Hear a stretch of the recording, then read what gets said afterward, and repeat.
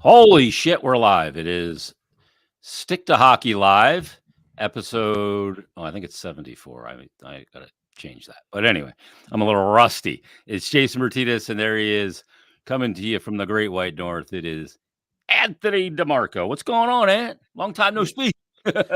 Yeah, just it's been a minute for sure. So much so that your hair's grown out. I'm just fucking with you. Yeah, But yeah, my hair's definitely grown out. I need to get to the barber soon. But no, yeah, obviously our respective schedules have been upside down a bit, but it's looking like we could get this back on a weekly format, which I'm yeah. looking forward to. We were healthy scratched a few weeks.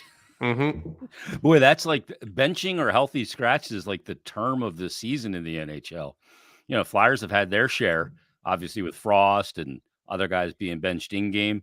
But Jesus, Line being healthy scratched, $8.7 million sitting in the press box on Sunday at Wells Fargo. He's not happy about it. He's embarrassed. Gaudreau getting benched. I mean, Huberdeau, it's all over the league. What the hell's going on? Nature of the league, man. You know, a lot of big contracts getting handed out over the last several years, and a lot of guys not living up to it. I mean, who would have thought that Johnny Gaudreau wouldn't have the same impact in Columbus as he did in Calgary alongside Kachuk and Lindholm? I mean, I think. I mean, you go back 17 months to Gaudreau mania in Philadelphia, and one of the non-moves that really got the ball rolling for, I guess, the eventual Chuck Fletcher firing. But I mean, I think we could all collectively look back and breathe a sigh of relief that Chuck Fletcher elected not to pay the necessary money to alleviate that cap space and hand out a 7-year monster deal to Johnny Gaudreau, especially given the way things have transpired over the last 17 months and given the way Gaudreau has played in Columbus and them embracing a rebuild. Probably a massive bullet dodge there from Chuck Fletcher. Yeah, what the hell's going to happen in Columbus? I mean, they finished in the bottom spot last year. They added all these D pieces. You know, they have some talent there. They get Fantilli. I think has been a big positive for them. But geez, they lost 9 in a row. It's a mess. The Babcock debacle right out of the gate in the offseason and didn't even make it to training camp. Now Pascal Vincent is trying to piss on a lot of fences and show who's boss and benching key guys. I mean, where the hell's this going? I imagine Yarmo's going to be out. Yeah, I mean, it feels like a long time coming there. Like Yarmo and John Davidson, although Davidson left for, I believe, 3 years to go, to the Rangers to take on the president role there. But it's been about a decade there. Like the last GM was Scott Housen, and you're going back a while. And that's a very hands-off ownership group in Columbus. But it feels like it's going to start coming to a head. And look, Columbus has done a lot of good things, I think, like in the draft for sure, like Ken Johnson, Adam Fantilli, Trey Fix-Wolanski, who actually just went back to the AHL today. But it's so stale. And it felt like pre-John Tortorella, they were irrelevant. And post-John Tortorella, they have gone back to irrelevance. And I mean, I don't think it's all doom and gloom there, but it's kind of they're in an organization that you don't really know which way they're going. Are they going east? Are they going west? Rebuild, competitive? You would have thought they would have been moving into more of a competitive window with the additions of Severson and Ivan Provorov, Adam Fantilli coming in, but it's just not working for them, and it just feels like they need an organizational facelift. Yeah, they need an organizational philosophy. They have talent there, but none of it fits together. And that just shows you that it's not just talent that wins. Speaking of winning, Ant, the Flyers are on a heater right now, a 5-game win streak. And these teams they've beaten, they're not chicken shit teams. Like you look at, they lose to San Jose. I think San Jose was 0-10-1 at the time. They get their first win against the Flyers in that 2-1 game. And I didn't think the Flyers played particularly poorly in that game. I think they got goalied a little bit, but ultimately, they handed San Jose. San Jose got their first win against them. But since then, they go to Anaheim. They avenge the loss here at Wells Fargo Center, and they get a 6-3 win in Anaheim. Anaheim's a much better team than we thought maybe coming into this year. Then L.A., you go into the Kings, and you're on a back-to-back, and they're not. And you come away with a 4-2 win with Cal Peterson, of all people, in that against his former team. Then you come home from the trip, and then you go back out, and you face Carolina down in Raleigh. You win that game 3-1. Then you come home, and that first home game after a trip's always tough. and they beat the Vegas Golden Knights, and then they take care of business against Columbus. A 5-game win streak. Did you think we didn't have any 5-game win streaks last year? Did you think that this was possible, and in particular this early in the season? I mean, they've definitely shocked us, and it's not just like them, winning based off of like a high shooting percentage or great goaltending. What's that combined stat people use? PDO, which would often suggest maybe an unsustainable formula to winning. But I think what we're seeing with the Flyers is that their underlying process is really good. I believe Jay Fresh put it out there. I think it was about a week ago. He put out like a stat card, and if the Flyers had a like even a middle of the road power play, they would probably even have more wins so far this season. But they're doing it just with really sound system play at 5-on-5. And they're getting some really good play from obviously Travis Sanheim, who, in my opinion, has been their MVP so far this season. A guy who I believe internally is as intouchable as you can get. Obviously, his no trade clause has a bit to do with that. But I mean, I think that they were happily proven wrong for trying to trade him this summer. Obviously, Travis Konechny slowed down a bit recently, but he's led the way offensively. Really nice season so far from Joel Farabee. I think that process-wise, he's probably been their best player and a point behind Travis Konechny for the team league amongst forwards and points. Owen Tippett has really picked it up. Maybe my article about his extension maybe coming down the pike soon, lit a fire under his ass. And I mean, Cam Atkinson, he's putting up points, haven't loved his game, but points are points, and he's done so in 13 points through 18 games. And then probably the biggest shock through how many games they're in right now, 18 games through, I think has been Sean Walker. And we could really talk about him that, he came over as almost like a throw-in in the Ivan Provorov three-way trade from the Los Angeles Kings. And he's a guy that I think, save for Travis Sanheim, has probably been your best defenseman, a right shot guy, has plugged the top 4 hole that was left open with Rasmus Ristolainen on the shelf for the entire season to this point. And I think that nobody has really expected what we've gotten from Sean Walker, including those within the Flyers organization. Yeah, he's a guy has a career high of 5 goals. He did it twice in LA, and he's going to well surpass that this season. It's amazing. I was talking about this on Flyers Daily, that the Flyers have gotten 5 total goals from the combination of Lawton, Forster, Frost, and Cates. And they've gotten 33 combined goals from Konechny, Farabee, Tippett, and Atkinson. And, one of the most amazing stats, I think, this season, because you've been through it, Flyer fans have been through, starts to games for what seems like a decade, and the team always trailing and chasing the scoreboard. They have the most first period goals in the NHL. And when they score first, they have a 10-1 record, which leads the NHL. Where the heck did that come from?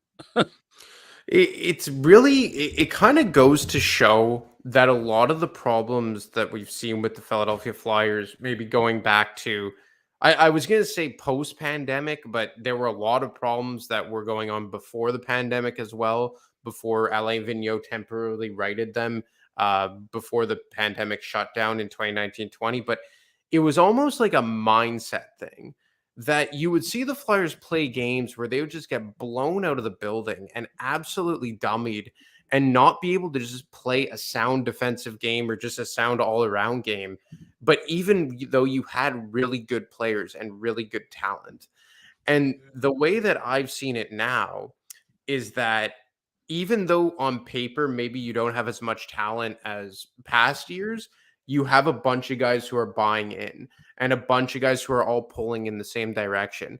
And, a lot was made of them, moving on from a lot of the problem children this past summer, and Kevin Hayes and Tony DeAngelo, Ivan Provorov. And then you go back even to the summer of 2021, where you move on from Shane Gostisbehere and Jake Voracek.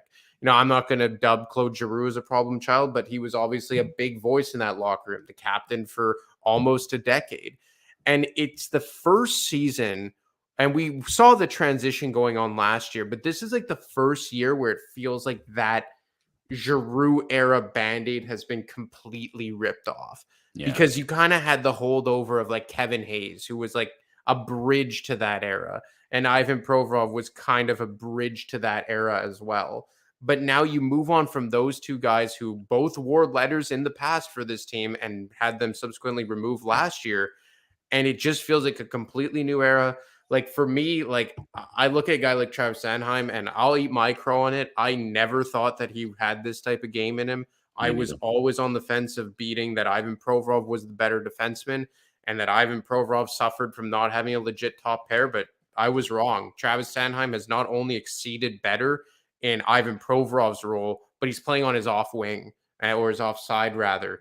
And to me, like I know John Tortorella has been very, I don't want to say heroic, but very stern on the fact of not giving out letters and anointing a firm leadership group.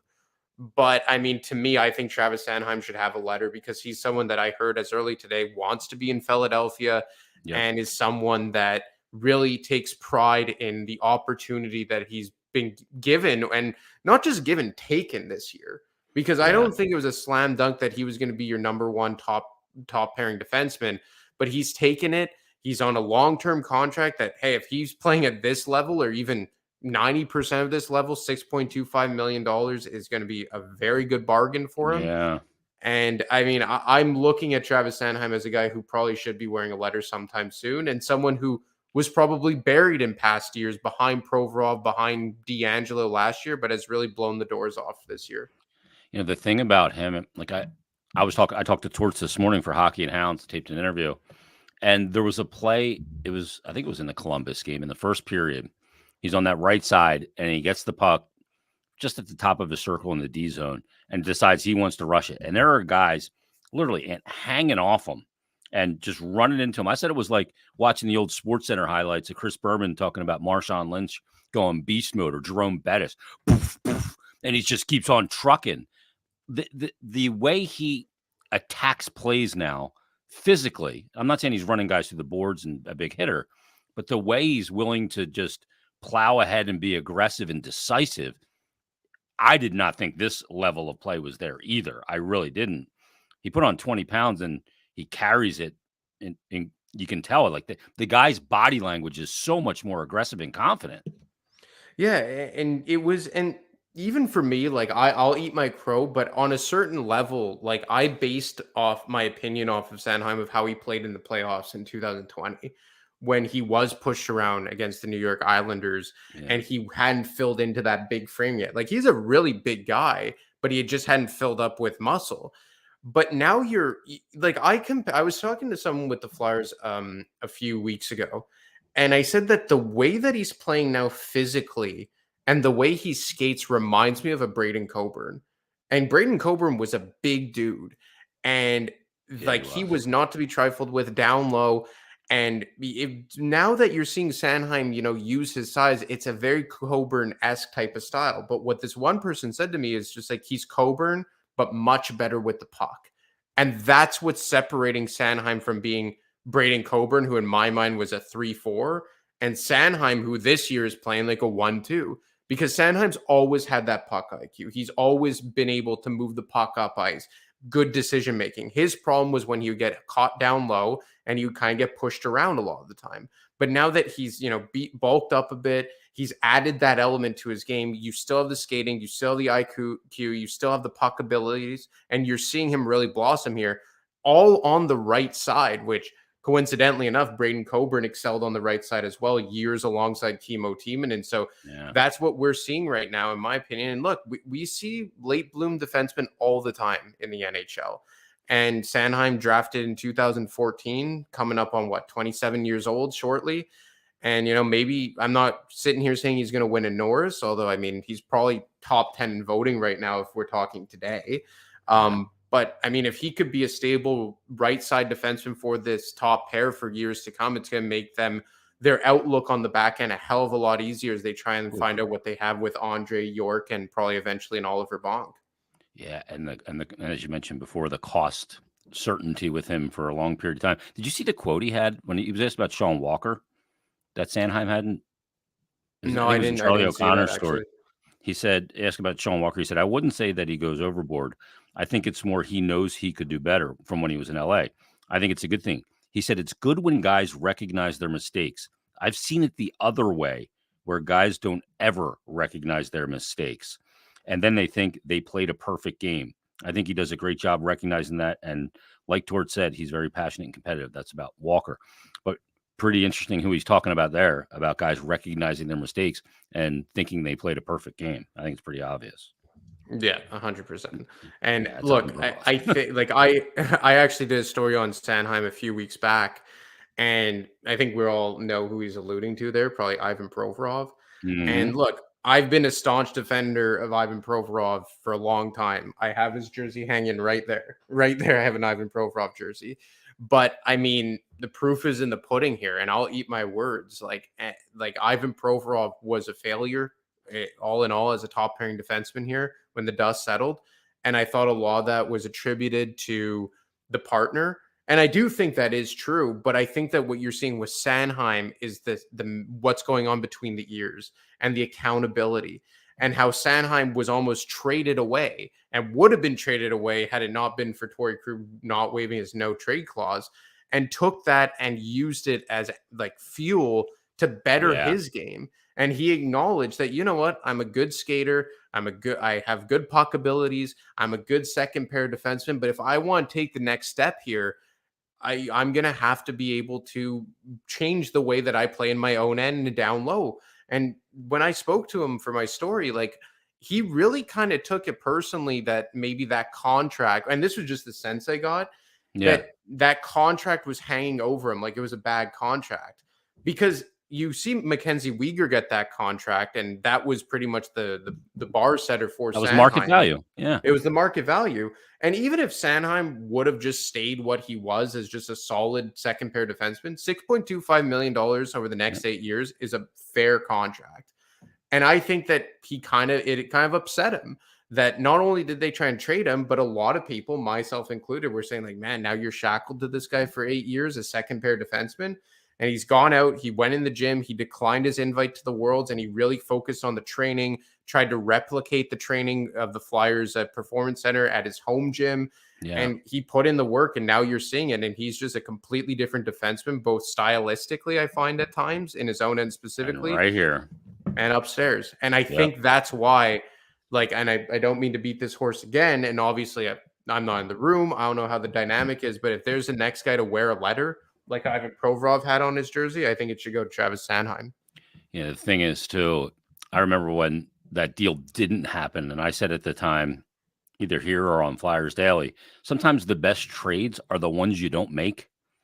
And imagine if, a 30, what a 32, 33-year-old Torrey Krug's here and Sanheim's doing this in St. Louis, and you're going, what did you do? Like, why didn't that flourish here, number one? And, did you give up too early on a guy that had the new contract? Let's talk about Walker. Because you've mentioned we're going to get to Tippett and the extension, what you reported there, but let's talk about Walker because this is a conundrum wrapped in a riddle. Walker comes in, he's been obviously more than anybody thought. In LA, he was probably, Doughty's there. He's the right side guy. When you watch LA, you're watching Doughty. So he comes here and he's just been a revelation. He really pushes the pace. He's good defensively, but he can really work in transition well. I think he fits the system that they changed kind of to this year perfectly. But what do you do here? You got a guy in a final year. He can yield you something in return. I think he's going to be able to yield you a lot for a couple of reasons. Obviously, the level of play, the fact that he's a right shot guy, the unicorn, and he's not making any dough. He's not making any money. So he'll fit on anybody's cap. So what do you do in this situation? Do you extend him? Do you trade him and get some assets in return and try and then just sign him in the offseason if you can? What's the answer here when it comes to Walker? I know they don't have to decide now, but what do you do here? Well, I was talking to someone about Sean Walker earlier today, actually, several people. And the interesting thing about Walker is like he's not ancient. He's 29 years old. And I mean, that's not young, but he's someone that could probably help your blue line in a top four capacity, theoretically, for another 3, 4 years. And the other part about this is that if you trade Sean Walker, what are you going to get for him? Now, I think that if some team comes along and they're going to say, we'll give you a first round pick, I think you kind of have to do it given the nature of where the Flyers are at organizationally. It's just a no brainer. But even if you get into the second round pick territory, is it worth it to move on from a guy like Sean Walker, given Two and a your lack of, prospect. pardon me? Like two and a prospect. Yeah, like I don't think it's as and look, I equated his not stylistically, but what he would bring to your team, his tier level to like peak Justin Braun. Like a Mm, third pair, 4 or 5 defensemen who will maybe fetch you a third, fourth round pick at the trade deadline. He's not that. And I think that him battling injuries last year really kind of made his value foggy for us. And the fact that he was just a throw in to make the dollars work in that 3-way trade that saw Provorov end up in Columbus. But he's come in here. He's been amazing with the puck. He's been good in his own end. Like I said, save for Travis Sanheim, he's been their best defenseman. And they don't have many right shot options here. Like, look, Belpedio, he's not an NHL defenseman on a consistent basis. Ristolainen, I mean, I guess you're locked into him for another 3 years beyond this year, but beyond Risto, like they don't really have any right shot options as consistent NHLers. Ronnie Addard, who knows how far away he is from the NHL. Oliver Bonk, their first round pick from this past season, is a guy who maybe they expect to take on that role. But is Risto going to play to the same level as Walker is right now? Is Ronnie Adder going to be anything more than a third pairing guy? How far away is Oliver Bonk? Like, could Sean Walker be kind of like the bridge. bridge Bridge to to an bunk. Oliver Bonk? And to this point, you also don't want to cut out the legs from a team that's legitimately playing Bingo. well. Yeah. Now, look, I think that they've considered keeping him. I mean, maybe a 3-4 year contract. Who knows? Maybe it's a 1 or 2 year contract. Maybe he wants to test UFA. But I don't think this is a scenario where Danny Briere and company are just going to be saying, yeah, come get him for any price, third round pick, Yeah. and we'll give him No away. chance. No If chance. you come along with a first round pick or a second round pick and a decent prospect, I think the Flyers have to listen there. But I don't think this is any more like a situation where you're going to flip Sean Walker for whatever you can get because he's proven to be that valuable. I think you nailed it with what you said in the sense. I was talking to somebody about this today at the Flyers practice. You know, we got this notion of, oh, the rebuild. Is the rebuild still on? They got a record of 10-7-1, and they're not going to do this properly. I'll read an email I got from a guy in just a second. But, you know, Danny Briere said ultimately the players will decide the pace of the rebuild. And right now the players are playing well and they're winning. It's going to be a long season. There's 82 games. You cannot measure it on the first 18 and say, well, they're ready. So there's going to be pain that's going to come. Torts has talked about that. But what does it signal to the players in the room? Because I think the players, when they heard the term rebuild, they're like, oh, yeah, well, fuck that. We'll just go out and win. They don't want to go through a rebuild, guys that are already in the NHL. They've one career. So, I think part of the record is that guy saying, yeah, I'll show you a rebuild and we'll go out and play well. And the players will determine that if you take an important piece away, and not in the sense like you're trying to tank, but you're taking away their ability to win games. I don't think that goes over well in the room.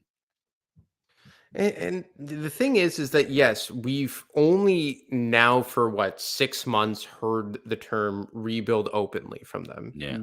Pre Danny Briere, pre Dan Hilferty, pre Keith Jones, we never heard it from Chuck Fletcher, Dave Scott. That wasn't the mandate. But for all intents and purposes, have they not kind of been rebuilding since early 2022? Like Yeah. in a lot of ways, Torts has said save that for this them. year too. Yeah, like it's like since that trade deadline in 2022, when you traded Giroux for Tippett in a first round pick and Brassard for a fourth and Justin Braun for a third, they've kind of been rebuilding. And save for the Tony DeAngelo acquisition, which was just ludicrous in hindsight, they've only made moves that like a rebuilding team would make. So they've already had the ball rolling in this direction. And that's why, like, it's not a traditional rebuild where you have to gut the team down to the studs and rebuild it because a lot of good young players were already here. Bobby Brink was already here. Noah Cates was already here. Morgan Frost was already here. Tyson Forster was already here. Cam York was already here. Emil Andre's already here. Urson's already here. Like, for all the bad that Chuck Fletcher did, and there was a lot of it, they drafted very, very well given what they had to work with. Mm-hmm. For a team that was remaining competitive, they drafted pretty damn well. And I think that's a big reason as to why Brent Flair is still here, because that they've done very well in that department since 2019. I think when we heard rebuild, it was changing the faces of the team and the philosophy of the team more so than just gutting the entire roster. Now, they need high-end talent. We know that. They But may have it in Gauthier and Michkov too. The two best prospects aren't even over in North, aren't even here yet. yeah, Two best young exactly. players. So, I mean, I don't think this has to be like you have to always tear it down to the studs like a Arizona or an Ottawa. And look at Ottawa. They ripped it completely down. They drafted really, really well. You look back at the 2020 draft, I think they had the third overall pick and the fifth overall pick, and they probably at today have the two best players in that draft in Stutzla and Jake Sanderson. Yeah. And they're still not close to the playoffs. And a lot of people like to use the Rangers model as like their rebuilding model as the way that the Flyers should look to. And like, look, I'm not comparing Sean Walker to Jacob Trouba, but they traded a lot of assets to bring in a Jacob Trouba and kind of fast track that rebuild and be that second pair right shot guy. Now, again, Sean Walker isn't Jacob Trouba. Walker's 4 years older than Jacob Trouba was. But sometimes it doesn't hurt to add to a rebuild while you're still trying to advance it along at a slower pace. And I don't think the Flyers and not block young guys too. Yeah, you're not going to block young guys. And look, I just throw out 3-4 year contract because if we're talking like a bonk type of deal, but if you want to keep Sean Walker and he still keeps up this play right through the season, like why wouldn't he get a 3-4 year deal in free agency? Like right shot defensemen are always coveted. They're always overpaid. That's why Erica Branson got a 4-year contract, or Risto got a 5-year contract, or David Savard got a 4-year contract. So it's a very interesting situation they're in with Walker because he could help them bridge the gap to their future top 4 right shot guy. But if he continues like that, they can maybe get a decent price for him at the deadline. But I just don't think it's a scenario where someone comes along with a second round pick and only that, and you with your eyes closed just accept it, because I don't think that it would be maybe not even worth it to take it given the way that this team has played and the role that he's played on the team. Yeah, we know Jonesy's talked about building the blue line too, and that's going to be a big thing. Yeah, I think sometimes people equate the word rebuild with sucking and losing. You rebuild, there's going to be losses that come with it, but you don't have to be a team that gets 55 standings points for it to be considered a rebuild. I think that, our world is full of like extremes. You either agree with me completely or you vehemently disagree. Like the gap and living in the murky middle is not an area where a lot of people live. I got this email from a guy yesterday. His name's Paul, and he said, whatever happened to the rebuild, that was the subject. He said, ask Torts about whatever happened to doing the rebuild the right way.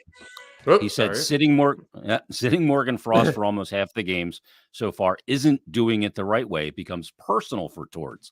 Happens with every team he's ever been with. Flyers will be stuck in the mud until Torts is gone. He said, Jonesy had me fooled. Looks like a used car salesman now. And, look, they're not 13-3-1. They are 10-7-1. It's not like they're on this outlandish, points pace or anything like that. They've had a good start. They've won 5 straight games against 18 games in. But this notion, I don't know that Flyer fans, know how to handle a rebuild because we've never knowingly handled a rebuild. They went that 5-year period without making the playoffs pre and into Lindros, but it's a different world now. And you see all these teams that suck for Bedard or, end up getting a Connor McDavid. But, accepting that losing thing to me is such a stain. Look at Buffalo again with this freaking Sabres team. They're 8-9-1. I mean, Jesus Christ, how long is this fucking rebuild going to go on in Buffalo and Ottawa? They're on the treadmill of, hey, we have good players, but it doesn't result on the ice at all. It's crazy. Look, it is easy to say just lose and tank in this, but like I've used this example before, but I'll say it again. And I'm not comparing me to the NHL, but even if you're playing on a beer league team, They plug in the scoreboard, Ant. like like and you lose badly all the time, it causes such a bad vibe where like you just start to hate going to the rink and you hate playing and you hate the guys you're with. And yes, there's a big difference between a beer league and the NHL, but losing is so infectious. And when it goes on for so many years, it becomes worse and worse and Debilitating. worse and worse. And I think that the Flyers room was very infected post pandemic. And you know what? You could probably make the case that it should have been blown to smithereens when Hextall got moved on from before Fletcher came in and was tasked with saving the Hextall plan. And momentarily, it looked like it was possible in that first year of AV and BNF and Flyer and all that. But then post pandemic, it really reared its ugly head that it was too far gone. But there's a lot of holdovers from that. There's guys still here that were part of that. The Harts, the Sanheims, the Konechnys, Farabee, Morgan Frost kind of felt that as well. And I think that the rebuild, not as much about getting high end talent because you need talent to win. You could have the best, headspace and the best attitude in the world, but if you don't have talent, it won't mean a thing. But I think a more just under that was about changing the philosophy and changing, and I know it's been their buzzword for 2 years now, but the standard that you really had to change up the mindset here and just play hard and play to win every game. And look, I don't think John Tortorella is perfect. Like, I could give my thoughts on how he's handled Morgan Frost or some guys at times, but I can nitpick individual things that I've disagreed with him on, and he's far from perfect. And I'm sure that he'll tell anyone in hindsight that he's made mistakes. But all in all, I don't know how you can look at how he's coached this team for the last 13 months and not say, like, man, it is completely different than any other season that we've seen, with the slight exception of maybe 2 months under AV in 2019-20. Yeah. Aside from January, February of 2020, Yeah. I don't remember a team looking this well oiled probably since the days of Peter Laviolette. And I think that does count for something. Yeah, and the thing is too, if you want to ding them with the Frost handling, which we'll get into in a second, but you also got to go, okay, how has TK flourished under him, Konechny? How is now the tough love of last season? And I know he was really hard on Sanheim last season. How is that rearing, and how's that returning now? And then even Risto last year, the beginning of the season last year for Risto, those two were at ears all the time. And they got Risto to a place with his NHL game where he's not overrunning plays. He's playing with structure, and he had his best year. I wonder if that's going to be the case when he comes back, because he hasn't played yet this year. Do you have to go through that process again, or does Risto take from last year and that applies into this year and playing with that structure and discipline? But you can't go, well, he mishandled Frost, or you don't like the way he handled this situation, and not consider the other end of that, which is the success he's had with players. Let's talk about Frost, because he's played in 10 of the 18 games. Doesn't look like he's going to be back in tomorrow against the Islanders based on practice today. And just where is this going? The whole thing over the summer, his contract kind of strung out, and that can stress out an organization from time to time. Sometimes people get annoyed when a player in his situation it gets a drawn out negotiation. But he comes into this year and, he had a really good second half last year, but he just hasn't been able to build on it this year because he's just been so inconsistently out of the lineup. Yeah, like I think that there's blood on both sides here, or blame on both sides. And, if you go back to the contract negotiations, I think that it was a point where the players camp and the Flyers had two different opinions as to where the team was. And that came to the forefront while they were negotiating that contract.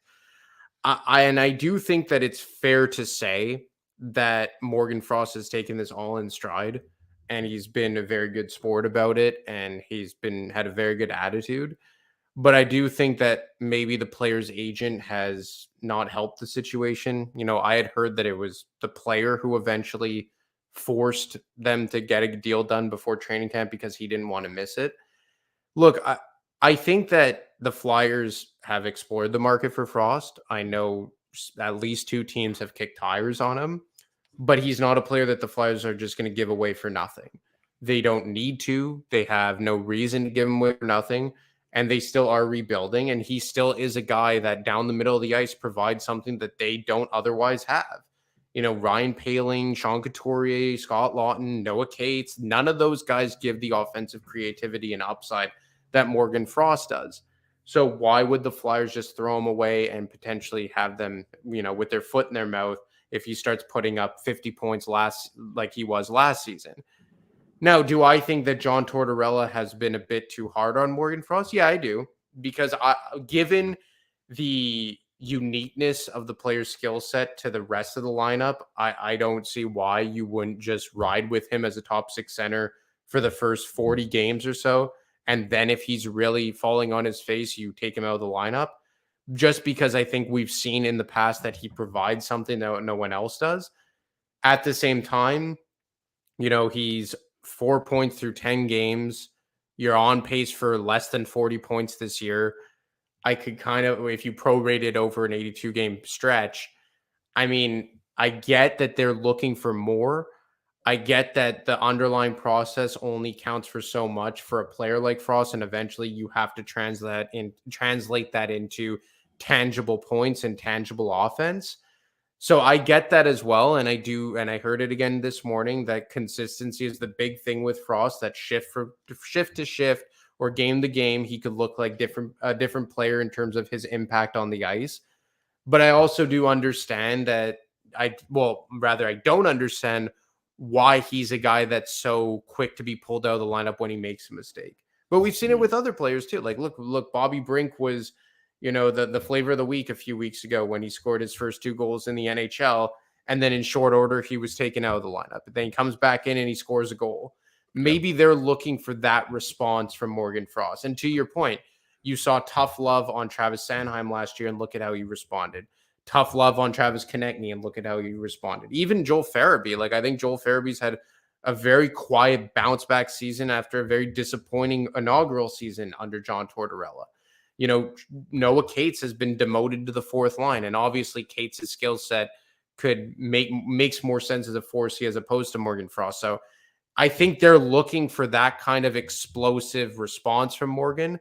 And I think at times that they've got it, but it's just a consistency factor. But I also do think his lack of consistency coincides with his lack of consistency just in the lineup in general.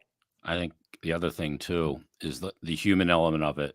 When a guy knows that the way it's gone so far this year, that if I'm not producing, I'm probably coming out of the lineup, it almost prevents him from producing and playing safe. Yeah. So it's kind of, one thing feeds the other, and it's a vicious cycle, and it's hard to kind of break it. I thought that when Tippett came here and he got roster or lineup security, I'll call it, he knew he was going to be in the lineup. That's when he started to flourish and bring creative elements to his game. You saw his confidence grew. His decision-making on the ice became more dynamic, and he 27 goals last year. He's got 7 this year. I know you reported on Tippett about an extension because he is in the final year of his RFA contract. So what is the status of a Tippett extension? What would a Tippett extension look like? How's this play out? Well, I think that the Tippett extension, what it will look like, is still up in the air. But I know that the Flyers are willing to go long-term with him. Now, look, I know Tippett's agency said that there was no truth to my report. That's fine. Agents do that all the time. I mean, I'm confident in my sources and my information, but I'll take it for now. And when an agent putting out misinformation, what? Yeah, I know. Frank Saravalli's dealt with this a bunch of times, so I this was my first experience with it. But honestly, it just means I think I'm doing something right if they're taking the time to try and discredit it. But that's neither here nor there. They had talks in the summer. I have it on good authority that at the time the Tippett camp was, suggesting a $7 million AAV. I don't think that is the case anymore. I know that the Flyers will probably start with a 5.5 AAV, maybe a Travis Konechny type of average annual value. And I do think it's something that the Flyers would like to go longer term with Tippett. I think that given his age, given how he's played under John Tortorella, how he's adapted to the left side, and now that, he had a slow start, much like he did last year, he's starting to find his groove. And if you could get him like, to me, it seems like that $6 million range is kind of like where this will end up, assuming it's a long-term deal. If we're talking 6, 7, 8 years. Now, that maybe isn't something that the player wants to tie himself up into. Maybe the player wants to go 3, 4 years. So in that case, are we looking at more of like a $4 million AAV? A 4x4 type of contract maybe is more advantageous for the player. So then he could have another kick at the can when he's still in his theoretical prime. Yeah. So because if you buy up years of UFA, it's going to cost you more money. And as I put in my report 2 weeks ago, like I look at that Valeri Nichushkin contract that he signed 2 years ago or a year and a half ago with the Colorado Avalanche, and he left money on the table coming off of a big year of 52 points in 62 games, $6.125 million, and the cap is going up now as well. So I think that $6 to $6.25 million is how I see this going if they do in fact go longer term with Tippett.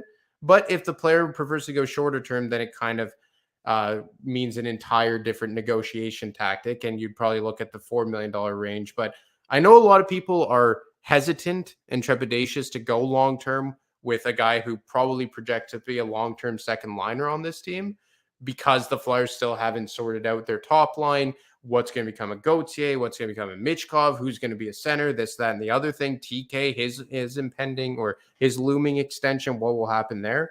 But I think they like the player enough to be willing to commit to him longer term as long as the AAV is right. And to me, I think that $6 million range is something that would be probably fair for all sides. And the thing with him is he's will be a arbitration eligible restricted free agent after the season. So he's obviously not a total free agent. And so they do have some control here. You never wanted to go to the arbitrator, but we'll see how that plays out. Yeah, TK's will be in the final year of that deal next year at 5.5. But, it'll be interesting to see how this plays out when it comes to Tippett as well. And what's the latest on the Team Canada investigation? I know we saw that there's an appeal, a 3-person appeal panel now looking at it or something. Yeah, it seems like whenever you think that it's going to be resolved or you're going to get some kind of resolution on it, it just keeps going. The latest I've heard is that right now nothing's happening. That's the latest as of this morning. Is this just going to disappear at some point? I mean, are we getting to that point? It seems like it, because this has been going on for 2 years. And, I had somebody tell me that, this was something that was hanging over Chuck Fletcher's head when he was writing the show. And like Chuck was always super stressed about it, and he was looking for goaltending options. And, the first year goes by, and then last season goes by, and now we're into this year. And at a certain point, you have to just start kind of operating as if that this isn't going to be a thing. Now, obviously, given the magnitude of it and the real life aspects to it, and it be going so far beyond hockey being such like a secondary issue in such a horrific event like this. But after a certain point of you're going north of 24 months, you kind of just have to be like, okay, well, we have to operate like it's not a thing, and that nothing will come of it. Because we thought, and myself included, I think Frank Saravalli thought that there was going to be a resolution sometime during the summer. Yeah. But now we're almost into December. And eventually, especially everyone thinks of Carter Hart when we talk about this situation. But I mean, he's a pending RFA. He doesn't have a contract next year. I think that the Flyers are still listening, or willing to listen on him, I should say. They negotiated a lot with teams over the summer, and I think that negotiations would have gotten a lot more serious had it not been for the Hockey Canada thing. So it's going to be a very, very interesting few months as we get closer to the trade deadline, and more so July 1st, as Hart needs that new extension, because I don't think it's a lock that he's a long-term guy on this team. Yeah, I mean, and then you look at it, I know a lot of people in particular last year were saying, well, trade Hart, get a haul, and then make Sam Ersson the number one. Look, Ersson, I think he started to play better of late. I don't know what ultimately his role will be in the NHL. If it'll be, bona fide, legit top 12 goalie in the league starter, or if it's serviceable NHL player. I can't go there yet. I haven't seen enough of him to know yet. And it's going to take some time with him in a backup position because he's not getting a ton of games. What I know about Hart is he's playing unbelievable. And to Yeah. me, I mean, he's one of the top goalies in the league. He's kind of, when you look at goaltenders, you go, you know what you're going to get out of him pretty much night in and night out. And Kolosov's still a little ways away. Obviously, Bjarnason and the other Russian that they took this summer were way off. Kolosov doing really well in the KHL, but I mean, I don't know. I don't know how you handle this, but you're right. He's the arbitration eligible RFA after this year. And how does that affect any negotiate? Is it a little 3-year deal that you do, or that makes them easier to move? I don't know. I don't know what the answer is here, but here's what I do know: that the goaltending position is paramount in this league. Always has been, always will be. And just taking this assumption that, we'll put Ersson in there, he'll be our starter. I don't know if that, to me, there's a lot of risk there from a hockey standpoint. There is, and especially if you maybe want to take a step next year. Like, is 24-25 another rebuilding season? Like, this is year 2 already, and you're seeing how much tangible progress has already been made. Do you want to go in with, uncertainty between the pipes? Yeah, big question mark in that.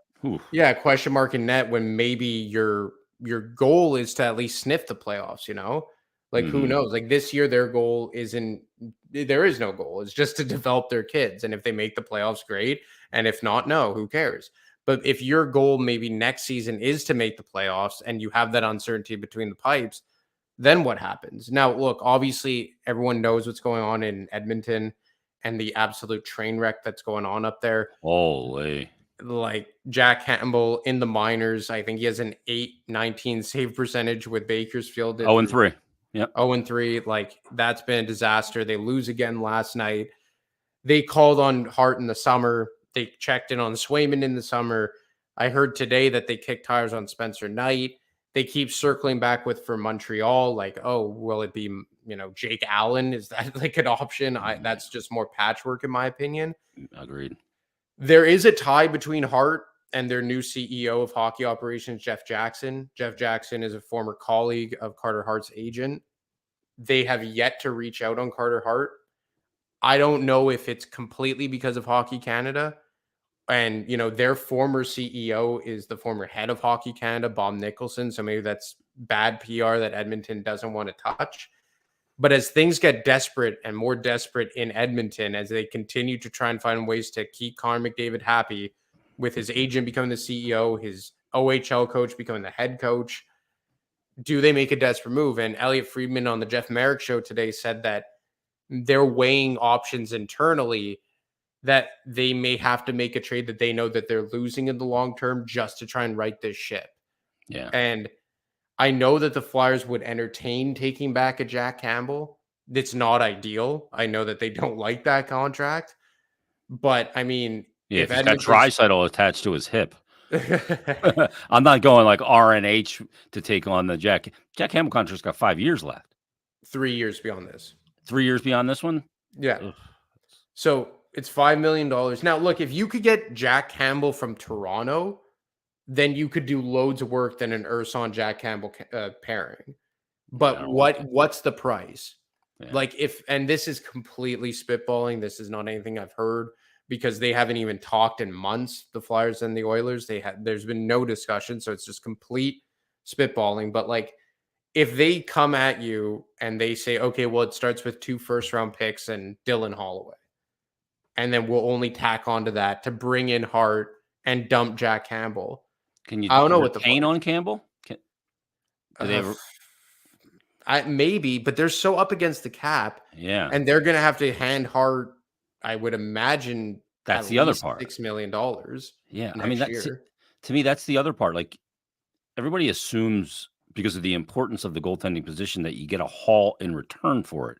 I don't know that you get a haul in return for it because the team is going to have to pay him because his contract is expiring, and goaltending just doesn't get the haul in trades. It's funny because when goaltending goes to free agency, they get paid, but in trades, teams don't get a huge response. Like you look at the year, Markstrom got signed, and Cam Talbot when he went to Minnesota, and those guys all got paid, but it doesn't seem to create the haul in trade value. It's weird.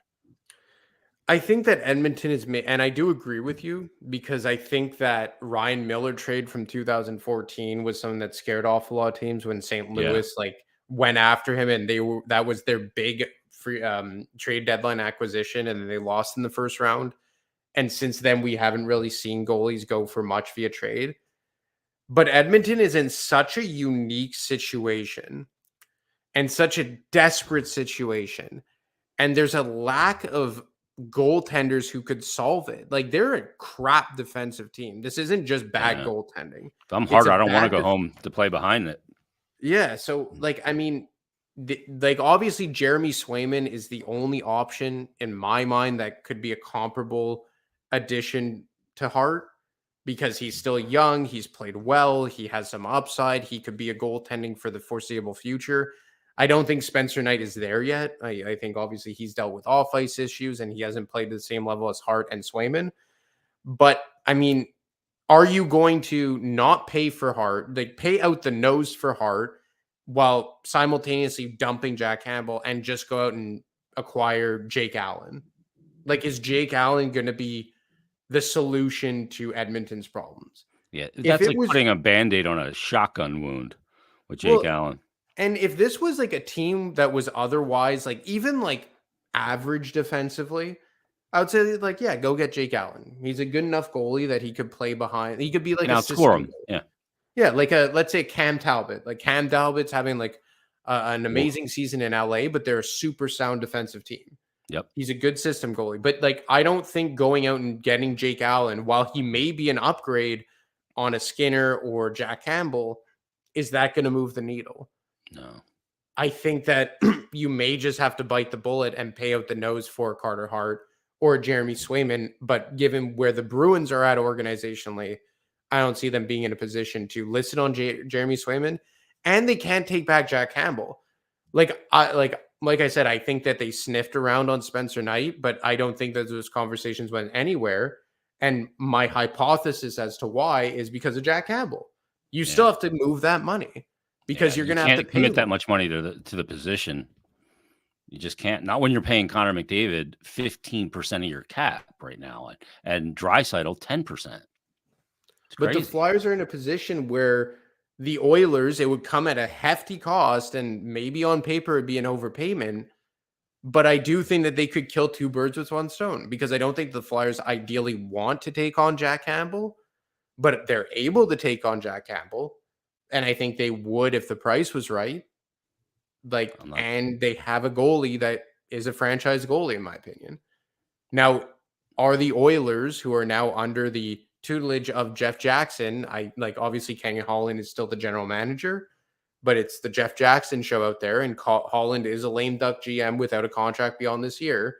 Yeah, and not making any more decisions. So, I mean, is this the point where Jeff Jackson, who was maybe presumably brought in to make Connor McDavid happy, going to say I don't give a damn about first round picks. I don't give a damn about former first round picks. We need a goalie here at all costs. Because when is the last time that Edmonton had a legitimate rock solid number one goaltender? Dwayne Rollison? Yeah, could be. Cam Talbot had a good year or two. Yeah, he had a decent run there, but yeah, it may be Rolly to goalie. Yeah, before that, probably Tommy Salo. See, here's the deal, though. To me, that team, if you can improve the team defensively, the goaltending will follow. No goalie is going to succeed. That structure and the way they defend is going to drag every goalie with it. It just is. It's just they have no depth on the team, and their structure is shit. And I think they're just going to drag any goalie down with it, Carter Hart included, Jeremy Swayman. I think Boston should trade Linus Ullmark instead of Swayman, but that's just me. So who knows? But I don't see how it can work. And Stuart Skinner, like that, what a bad environment for him to be growing in the NHL, right? Because I think Oh, he's a decent enough goalie too.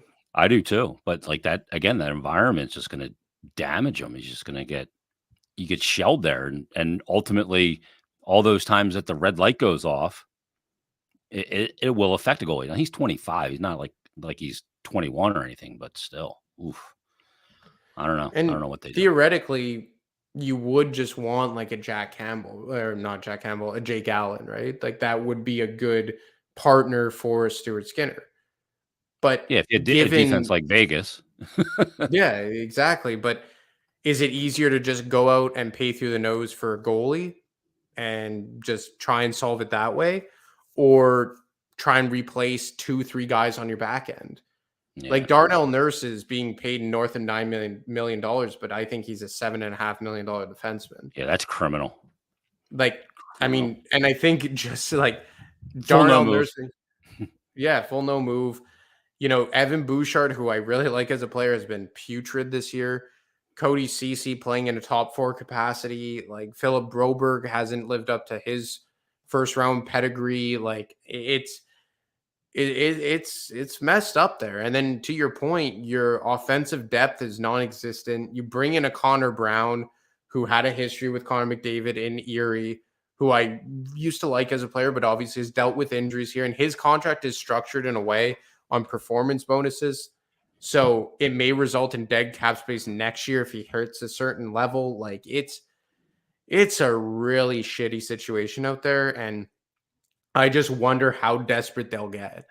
Yeah, But even as desperate as you get, you still have to find a taker for Jack Campbell. If you're going to make a significant addition, like Jack Campbell's contract has to go out the door. yeah, And that's why I'm just waiting for them to call Philly. Like I was speaking to someone today and he said like they're idiots for not calling Philly yet yeah, because they could kill two birds with one stone. yeah. Everyone knows that Philadelphia is willing to weaponize their cap space. Hmm. So, and again, this is like, it's like I know Philly's waiting for it, so I don't know if it's just Hockey Canada related or because that they don't want to pay out the nose for Carter Hart while simultaneously uh, Taking on jettisoning Campbell. Jack Campbell. Yeah, I'm gonna sneak into the office there and put a block on any calls from Edmonton. I don't want any part of that Jack Campbell contract. None. And to lose Hart on top of it, I'll pass. But we'll see where it goes. I mean, they got Matthias Ekholm, $6 million, 33 years old too. I mean, jeez, what a And he fuck. was like a saving grace last year Yeah, for that back end and for Evan maybe he Bouchard. can play goalie. Just tape him like Goldberg in the Mighty Ducks, tape him to the net. Yeah, get some old Mylac plastic shin pads on them and stuff them in there, right? Gee, this is bananas. And that's a team. You think that when Dreisaitl's up after next year or McDavid's up in 2 years after this, that either of those players leave? Because if they're going to leave, Edmonton's got to trade them. They can't just let them walk for nothing. I mean, I imagine they'll find a way to keep those guys. I bet McDavid walks. I bet you he's going to get out of there. I think he's pissed off. He But is. that's why I'm assuming that they're going to do anything to get this team right. I And just by don't know that any they can, Ant. I mean, they're eating up such a huge percentage of the cap. I don't know you can win in today's league when you're paying, 3 or 4 guys the kind of dough that they are. I mean, you look at McDavid, 12.5. What is Draisaitl? 8.7-ish? And then 9.5 for Darnell Nurse. Like, how can you build a team when you're committing all that cap space to those guys? well, I'm looking at it now, like Yeah, you 8.5 have for Draisaitl. 8 point that which is probably one of the best value contracts in the Oh, league. yeah, it's great. But it's just money that was allocated to the wrong guys. Like, and you have, CC, like when you have Brett Kulak, who I do like as a defenseman, almost $2.75 million on your third pair, CC at 3.25. Bouchard at 3.9. Like for me, it's just Darnell Nurse making $9.25 million, and he's not a $9.25 million defenseman. Ekholm, I think it depends on, and Nashville did retain salary on that, but I mean, he's not part of the problem there. It's after you get beyond the top 5 forwards, and Nugent Hopkins hasn't been close to what he was last year, but when you get to like Fogle, McLeod, Ryan, Brown, Ernie, Gagne, like that's when it starts to get rough. Yeah. And when you have McDavid, who's presumably playing hurt, and Draisaitl a step behind of what he usually is at, it's a tough look. It's a tough look. They ain't making the playoffs, and if they win the fucking lottery, I'm gonna flip out. Imagine. Imagine, right? Last thing, William Nylander. I mean, the price just keeps going up, up, up, and I mean, how can Toronto? I mean, they're gonna have to go north of 11 million, I would think. Can you commit that with what you've already got committed up front? But also, how can you lose it? You know what I mean? Yeah, like before the season, I thought like 9.5 was where he would fall. Yeah. That the Timo Meier deal, I think Meier was 8.8, would kind of like cap Nylander at 9.5. But the way he's playing right now, it's a minimum 10, if not more, with the cap going up. And then you're going to be a year away from having to sign Mitch Marner. The only thing here that helps is that you're a year and a half away from John Tavares' contract expiring. Yeah. And you would imagine that his average annual value will get cut at least probably in half. You know, he's making 11 million now. Yeah. He probably goes down to the 5 range, I would say. But he's still a very productive player in his own right. So you can't sell him too short. Even at 33. Even at 33. So, I mean, if they could find but then you have Mitch Marner, who he's at a smidge under 11 million right now. He's probably going to get bumped to 12 million, I would say. And this is all just me spitballing here, but and because they're pending UFAs, they're not restricted. This is UFA territory. Yeah, exactly. So, I mean, if they could find maybe a way to make it work for a year, then I think that you could get away with paying Nylander $10.5, $11 million just for next year, because then a lot will get shifted around when Tavares his deal is up. But I mean, when you're paying your fourth line center $2.4 million, that's it's rough. And you know, their defense is so uncertain beyond Morgan Rielly. Like they have nobody signed beyond 2025. Yeah, Brody's pending UFA. McCabe. Klingberg's been a mess. Giordano's the oldest player in the league. Jesus. That's insane. Yeah, they're D guys. Rielly is 29. Brody 33, Klingberg 31, going on 52. McCabe 30, and Giordano 40. That's insane. Yeah. Unbelievable. So it's going to be interesting to see where it goes. Yeah. How these names shake out with Nylander, Marner, Draisaitl, McDavid over the next couple of years is going to be fascinating. Well, we've certainly said a lot, Ant. Yeah. What's up on thefourthperiod.com? Well, my last piece was on Owen Tippett. Probably going to have one come out tomorrow or sometime this week in regards to maybe touch on Sean Walker, Carter Hart, and obviously a very not dull time, but a quiet time of year in terms of transactions and trades and all that. But no, I think it's going to start picking up here. And obviously I'm doing more league-wide stuff. Probably have some more interviews coming down the pike soon. All right. We'll check all that out at thefourthperiod.com. Make sure you follow Anthony at ADeMarco25. And we'll be back next week. We promise. We're not going back on sabbatical. There's been a lot to talk about. We got to a lot in this episode, and it was good to catch up, and we'll get back after it again coming up next week. So everybody, thanks for listening. Thanks for watching. Leave us a 5-star rating and review, and we shall talk to you next time on Stick to Hockey Live. Have a great day. Enjoy your hockey, everybody.